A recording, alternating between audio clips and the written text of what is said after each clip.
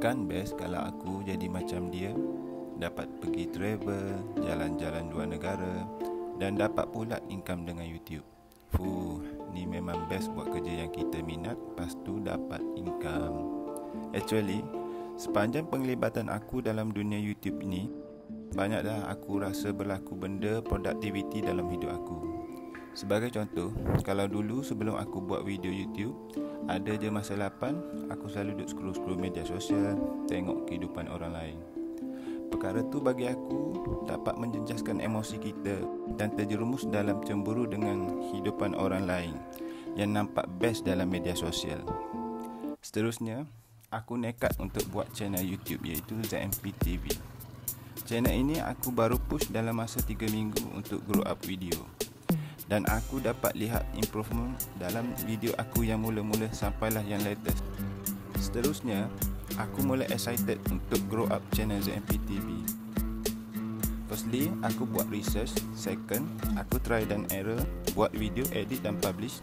Then, aku analisis balik apa kelemahan video aku. Dan aku kaji macam mana nak bagi orang lain suka tengok video aku ini.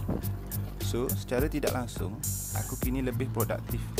Tidak lagi membuang masa untuk tengok kehidupan orang lain dalam media sosial. Hal ini kerana aku sibuk untuk fikir grow up channel YouTube aku. So sampai aku kurang dan tengok media sosial yang lain. Akhir kata, tujuan aku buat video ini, aku ingin menyeru korang untuk buat channel YouTube sama-sama sampai kita berpuas hati dengan hasil kita. Untuk pengetahuan korang, YouTube kini lebih suka channel baru nak up. So, YouTube akan recommend video kita untuk menarik view lebih ramai.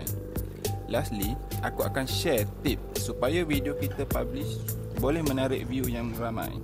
Ayo kawanku, sama-sama kita bersemangat.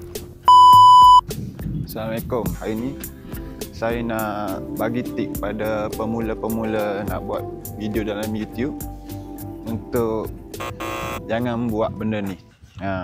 Untuk kita grow up channel kita, grow up video kita untuk dapat view banyak. Jadi untuk pertama sekali, benda yang dilarang buat dalam YouTube ni adalah delete video. Delete video tu memang dilarang sama sekali. Sebab dia adalah sebab-sebab tertentu. YouTube punya organisasi tak bagi kita delete video. Contohlah video kita post, lepas tu view kurang, view 5 orang, 10 orang, lepas tu kita delete balik. Jadi benda tu sedikit sebanyak akan down kita punya YouTube. Yang nombor 2, be originality, be original naturally. Contoh daripada point tu, edit video tu, kita janganlah guna AI yang banyak. Maksudnya kalau contoh kita shoot video tu, post yang tu je lah. Tak perlulah nak bagi edit AI apa semua.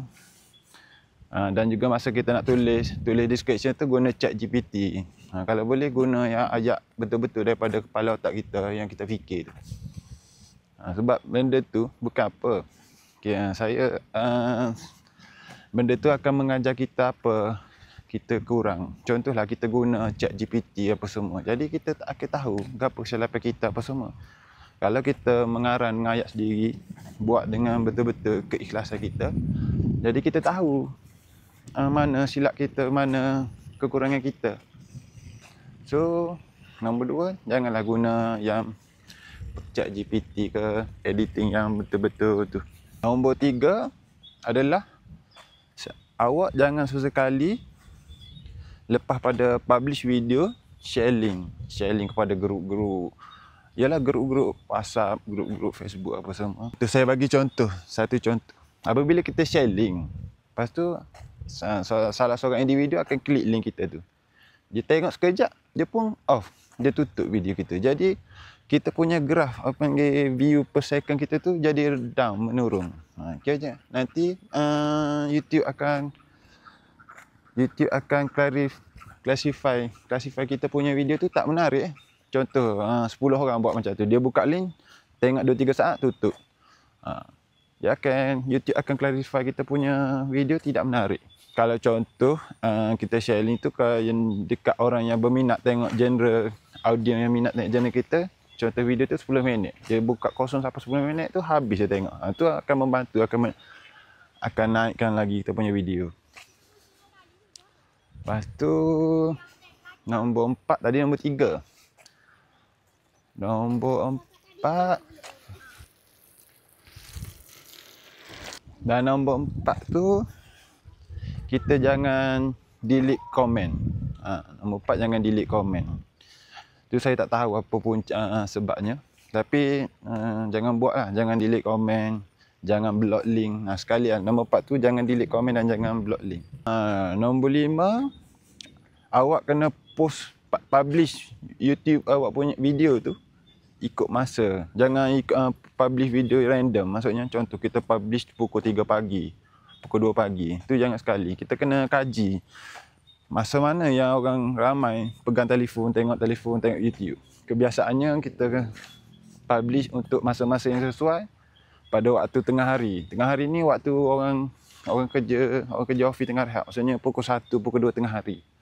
Dan juga kalau untuk malam, kita boleh publish pukul 7 hingga 9 malam. Sebab banyakkan masa tu orang dah tengah tengok telefon. Jadi sedikit banyak akan membantu untuk menaikkan view kita. Nombor 6, jangan sesekali kita tukar thumbnail kita. Tukar thumbnail dan tukar tajuk. Contoh thumbnail kita dah publish, lepas tu kita pun pergi edit thumbnail tukar yang lain. Itu sedikit sebanyak akan merosakkan kita punya view. YouTube akan tengok. Saya pun tak pasti kat pantalaran YouTube ni, kenapa dia tak bagi untuk tukar thumbnail.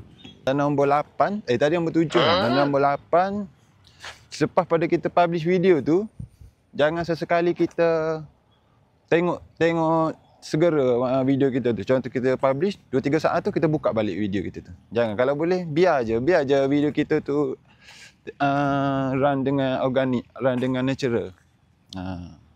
Dan nombor 9,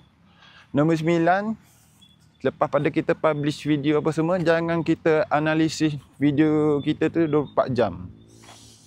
Benda tu akan sedikit sebanyak akan menjejah kita punya emosi, jadi down. Kalau contoh view kita sikit, jadi down. So janganlah analisis video tu 24 jam.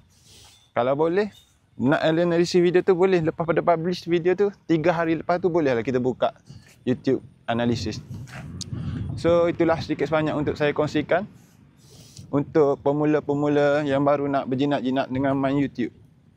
Saya harap benda ni bermanfaat untuk anda semua dan sila kongsi kepada yang baru-baru nak buat YouTube. Dan saya menyeru kita, julah ramai-ramai cuba buat video. Paling kurang satu video 1 minggu okey dah.